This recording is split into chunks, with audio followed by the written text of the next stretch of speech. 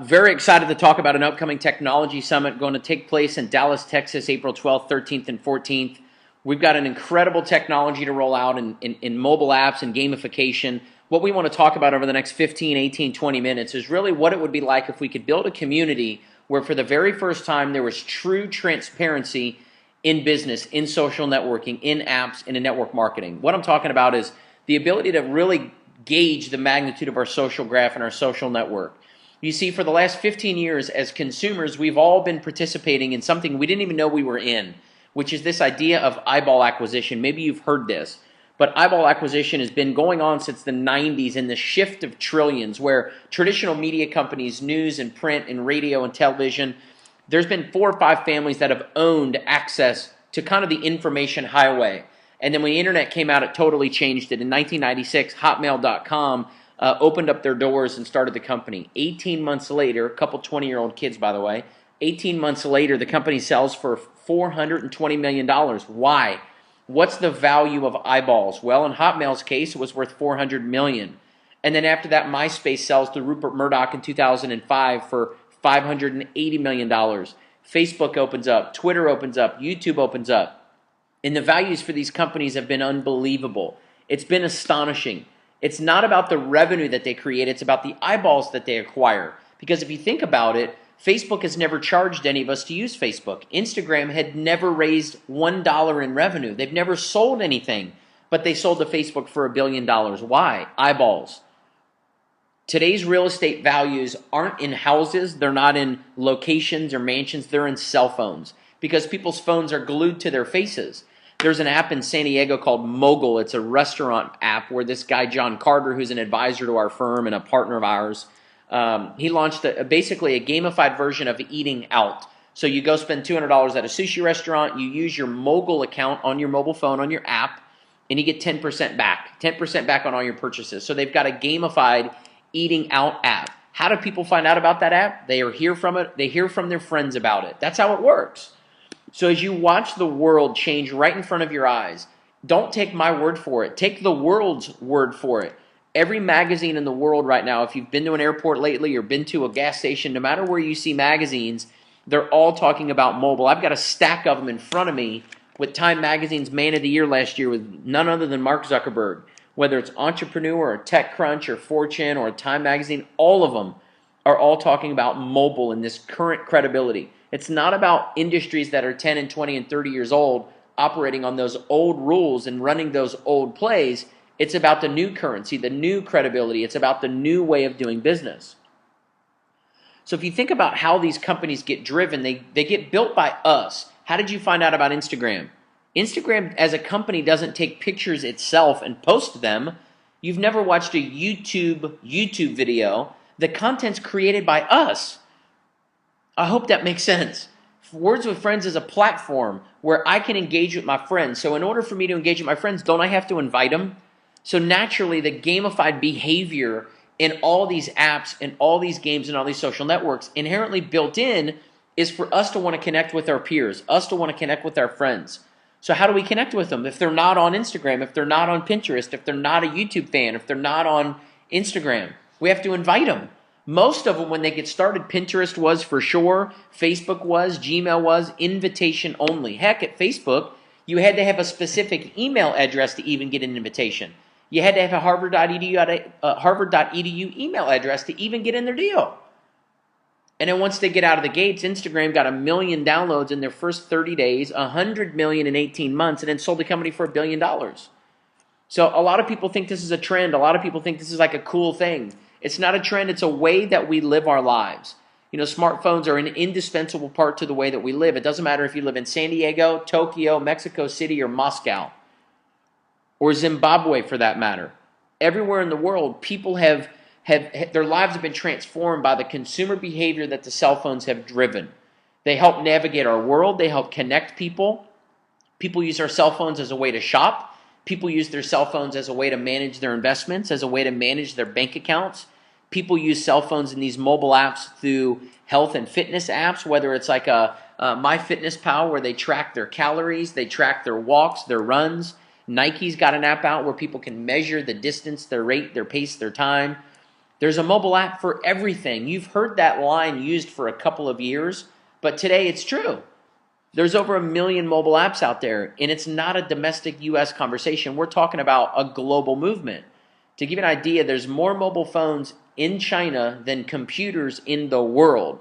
If you look at the United States, there's 103% mobile phone penetration. That means there's more phones than people. Europe, 120% of Europe has a mobile phone. Is that the craziest thing you've ever heard or what?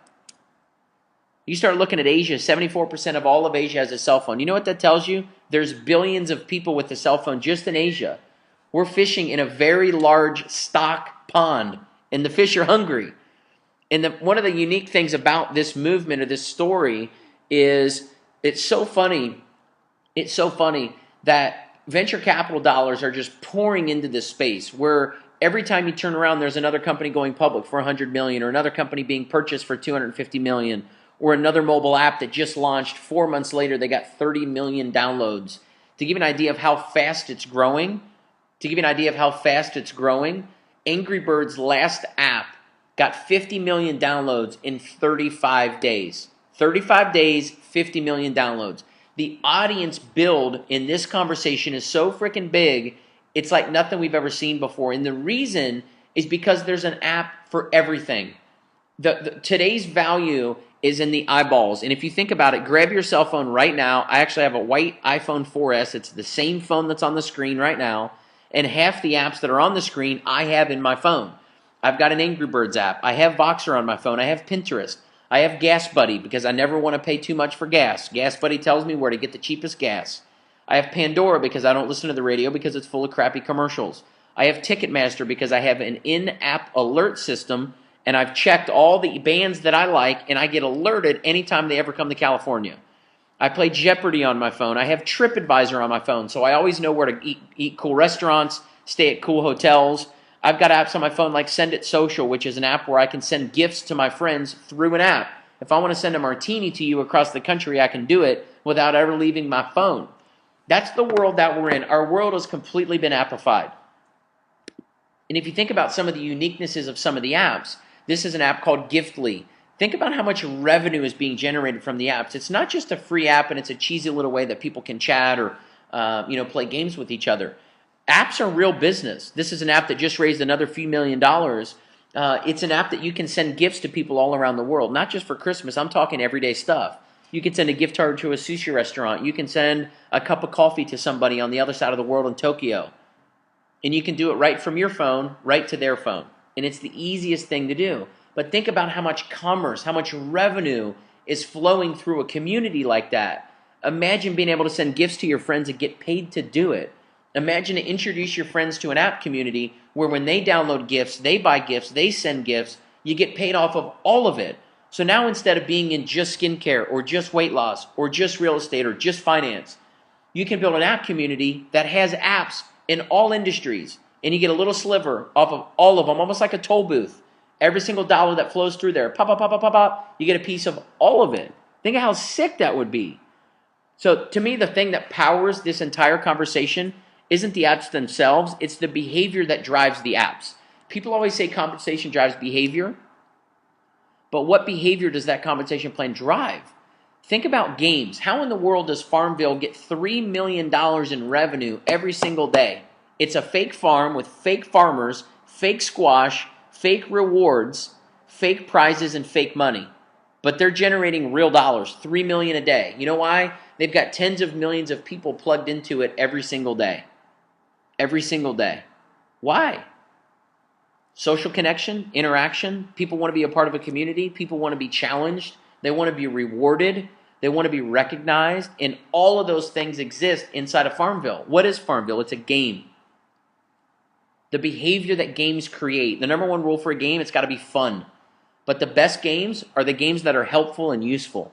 So imagine if we could gamify app sharing. What if we could build an incentive model to where your mission was to go out and open the eyes of other people? Add gamification on top of building a business. That's what we're talking about doing. And what's so cool about it is it's a completely fresh perspective with points and downloads and games and rewards. Download apps, refer your friends, earn rewards. Very, very simple concept. It's been done in so many other industries. Think about it. What airline do you fly? And why do you fly that airline? Do you have points? Do you get miles? How about your credit card? What about the credit card commercials on television all the time that if you use this credit card, you get 5% back, 5% cash back on your credit card? That's gamification. You've been gamified. The whole world has been gamified. Restaurants, credit cards, hotels, shopping, loyalty rewards cards, buy 10-foot-long sandwiches, get your 11th one free. That's a game. That's gamification. So what's so strong about a group of people collectively with collaboration in a transparent world, one person can change the world. The power of one to change many. And it only starts with one person. That's how Facebook started. One guy, Mark Zuckerberg, told his 4 roommates. His 4 roommates, one of them was in a fraternity. He told his 15 fraternity buddies, and it blew up. A few months later, they were all over every Ivy League school. A handful of months later, they're all over every college. A handful of years later, they're at 500 million people. In 2013, they're over 1 billion. 8 or 9-year-old company started by a 20-year-old kid. How in the world did it happen? Started with one guy, changed the world. And it's all about, in our world, transparency. Nobody made any dollars in Facebook. There's people in Facebook that were one of the first 500 people to download it and get on the website. They've got 100 million people in their group. They don't even know it because Facebook's not transparent. Some of the very first people to download Instagram and share it on their Twitter pages. Do you know how many people downloaded Instagram because they saw them post something on Twitter? Well, you'd never know because Twitter doesn't tell you. You have no idea. Instagram doesn't tell you. You know how many people that you've introduced to LinkedIn have told other people? It shows you through 2 levels how many connections you have, but it stops. Could you imagine if you could actually see how big of an audience you really have, how powerful and influential you truly are? What if we added dollars to the back end of that? Do you think people would get excited about that? It really is time to reward people for their social graph. In today's world, true value is in the audience. True value is in the community. True value is in being able to build a community of people who spend time engaged in your community.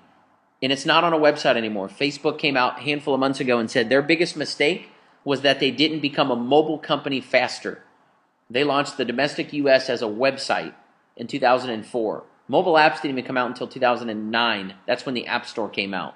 So for 5 years, they fiddle-farted around on the internet. And then all of a sudden, once the mobile app came out, it exploded. Because we're in a mobile world. So if what we've covered so far has made some sense, if it's intrigued you, which in the last 12 minutes, I don't know how you wouldn't be able to get excited about the idea of a gamified mobile app sharing network with real rewards around the entire world. This is not a domestic conversation. This is a 38-country day 1 launch in 6 languages. So the game is absolutely on. It's on like Donkey Kong. Get your butt to Dallas. Dallas, April 12th, 13th, 14th. The very first phase of this app is going to be on people's phones at the event. We're super excited.